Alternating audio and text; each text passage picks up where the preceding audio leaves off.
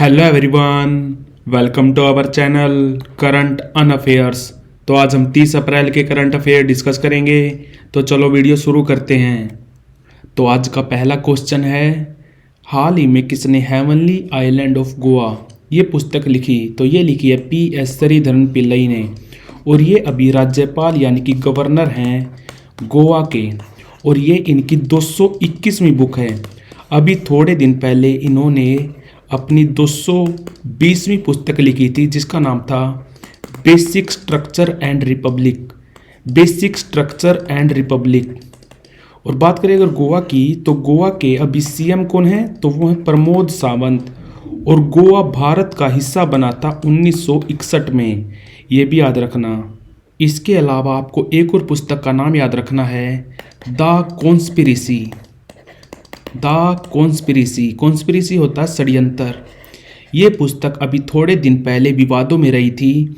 ये लिखी थी श्रीलंका के पूर्व राष्ट्रपति जिनका नाम था गोटबाया राजपक्षे। गोटबाया राजपक्षे। तो हेवनली आइलैंड ऑफ गोवा पुस्तक लिखी है PS श्रीधरन पिल्लई ने, और ये इनकी 221वीं बुक है, ये भी याद रखना। हाल ही में भारत की सबसे बड़ी जलवायु घड़ी यानी कि क्लाइमेट क्लॉक, भारत की सबसे बड़ी क्लाइमेट क्लॉक, इसका अनावरण कहाँ पर हुआ? तो इसका अनावरण हुआ है CSIR के हेडक्वार्टर में। CSIR यानी कि council of scientific and industrial research, ये बना था 1942 में। इसका हेडक्वार्टर कहाँ पर है? हेडक्वार्टर है इसका दिल्ली में। और ये हमारे ministry of science and technology के अंडर काम करता है। ये तो है जलवायु घड़ी। एक याद रखनी है आपको, वैदिक घड़ी। भारत की पहली वैदिक घड़ी कहाँ पर लगी? भारत की पहली वैदिक घड़ी लगी है उज्जैन में। उज्जैन है मध्य प्रदेश में। और अभी अभी जलवायु घड़ी का अनावरण हुआ है CSIR के हेडक्वार्टर में। और जलवायु से आपको याद रखना है climate change performance index. Climate change performance index यानी कि जलवायु परिवर्तन प्रदर्शन सूचकांक, इसमें अभी भारत का रैंक है 7वां। तो आंसर है इसका CSIR।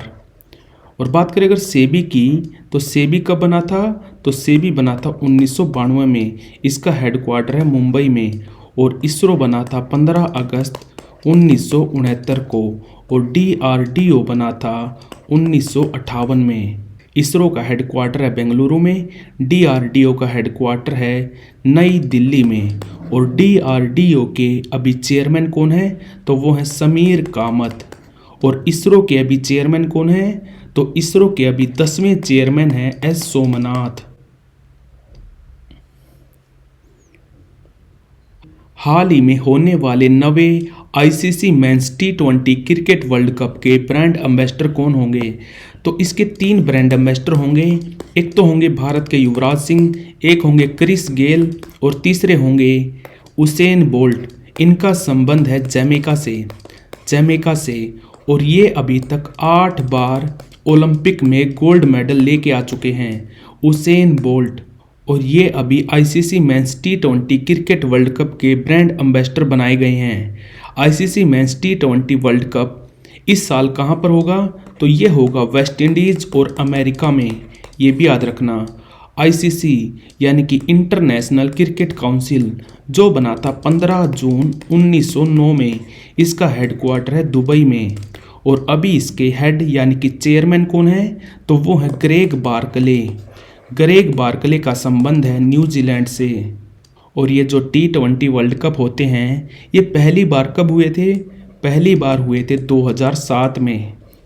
कहाँ पर? साउथ अफ्रीका में। साउथ अफ्रीका में। तो आंसर है इसका उसेन बोल्ट। हाल ही में global energy transition impact award 2024 से किसे सम्मानित किया गया? तो आंसर है इसका डॉक्टर सुल्तान अल जबेर। ये कौन है? जब पिछले साल COP28 हुआ था, उसके प्रेसिडेंट हैं डॉक्टर सुल्तान अल जबेर। ये कहाँ पर हुआ था? COP28 हुआ था UAE के दुबई में। और इस साल COP29 कहाँ पर होगा? तो वो होगा बाकू में। बाकू कैपिटल है अजरबैजान की। तो आंसर है इसका डॉक्टर सुल्तान अल जबेर।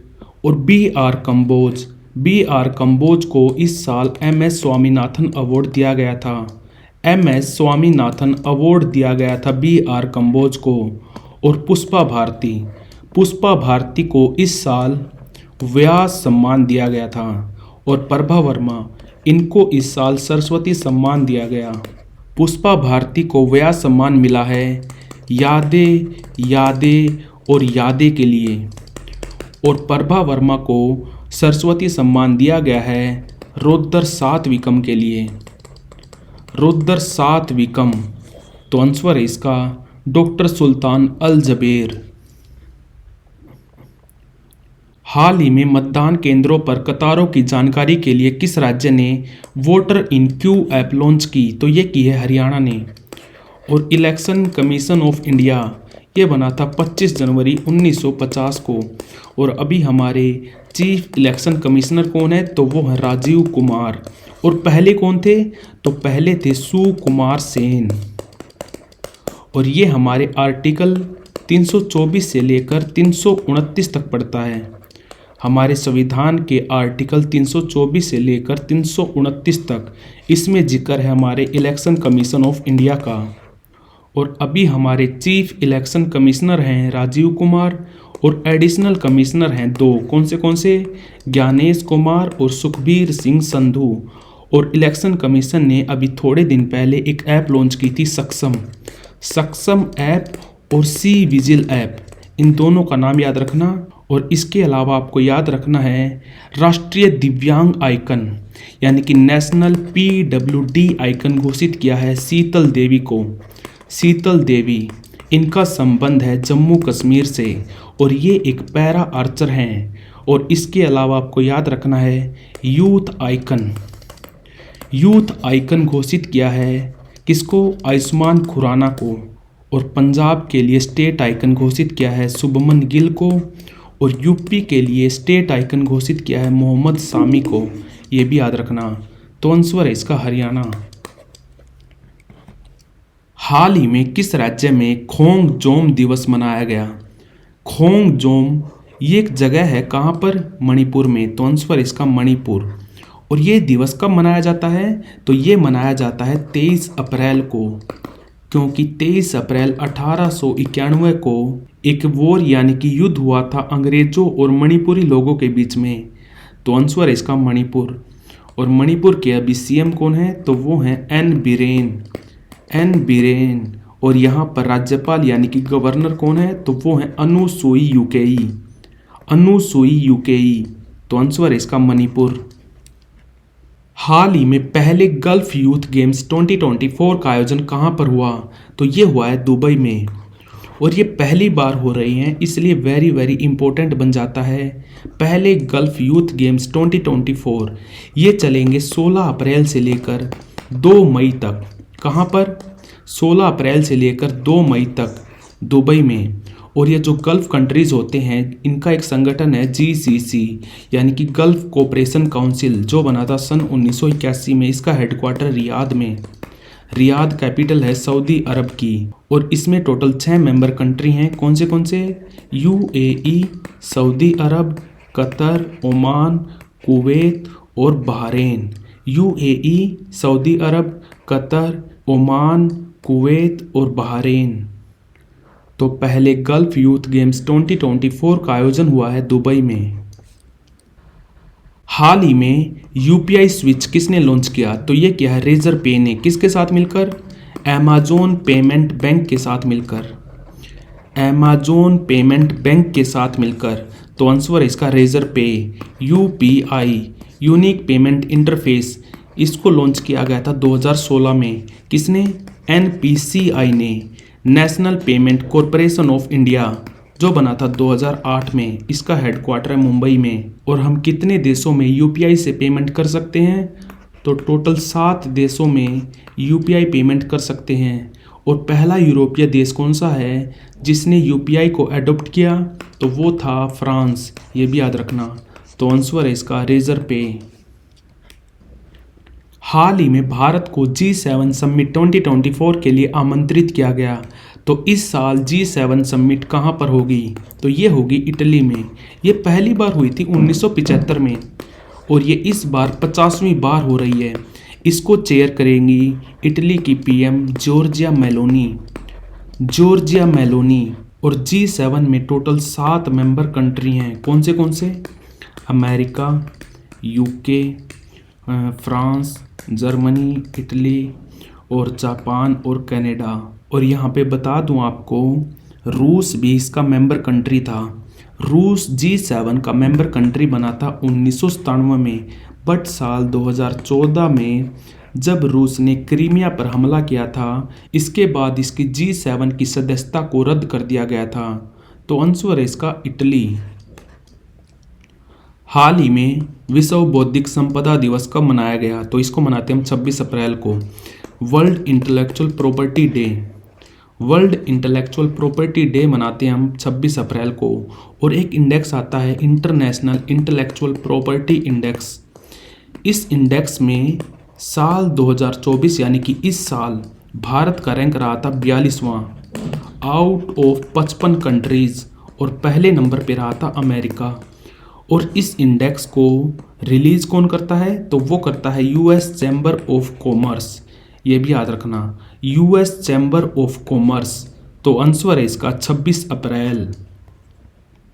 हाल ही में किस कंट्री के शोधकर्ताओं ने एक उच्च शक्ति हाइब्रिड सोडियम आयन बैटरी विकसित की है जो सेकंडों में चार्ज हो सकती है? तो आंसर है इसका साउथ कोरिया में एक संस्थान है KAIST, Korean advance institute of science and technology. यहाँ के शोधकर्ताओं ने हाइब्रिड सोडियम आयन बैटरी को डेवलप किया है जो सेकंडों में चार्ज हो सकती है। और साउथ कोरिया के ही शोधकर्ताओं ने अभी थोड़े दिन पहले आर्टिफिशियल सन को भी बनाया था, यानी कि नकली सूरज को बनाया था। और सूरज में कौन सी रिएक्शन होती है? तो वो होती है न्यूक्लियर फ्यूजन, जिसमें हाइड्रोजन के 2 एटम मिलकर हीलियम को बनाते हैं और इसमें बहुत सारी एनर्जी भी निकलती है। तो आंसर है इसका साउथ कोरिया। हाल ही में किसे ढाका बांग्लादेश में भारतीय उच्च आयोग में रेलवे सलाहकार के रूप में नियुक्त किया गया? तो आंसर है इसका नरपत सिंह। और बांग्लादेश से आपको याद रखना है, अभी थोड़े दिन पहले यहाँ पर एक फेस्टिवल भी हुआ था। कौन सा? Tagore on the Padma boat. और यहाँ पर गंगा को पद्मा बोला जाता है, ये भी याद रखना। और एक स्वतंत्रता सेनानी थे यू तिरोत सिंह। इनका संबंध था मेघालय से। इनका अभी थोड़े दिन पहले स्टैचू बनाया गया है ढाका में, ये भी याद रखना। और एक आईसीसी का एलीट पैनल है, आईसीसी अंपायर्स का एलीट पैनल है, उसमें पहली बार कोई बांग्लादेशी अंपायर शामिल हुआ है जिनका नाम है सरफुदौला इब्ने साहिद। ये भी याद रखना। तो आंसर है इसका नरपत सिंह। तो like, share, subscribe. Thank you for watching current and affairs.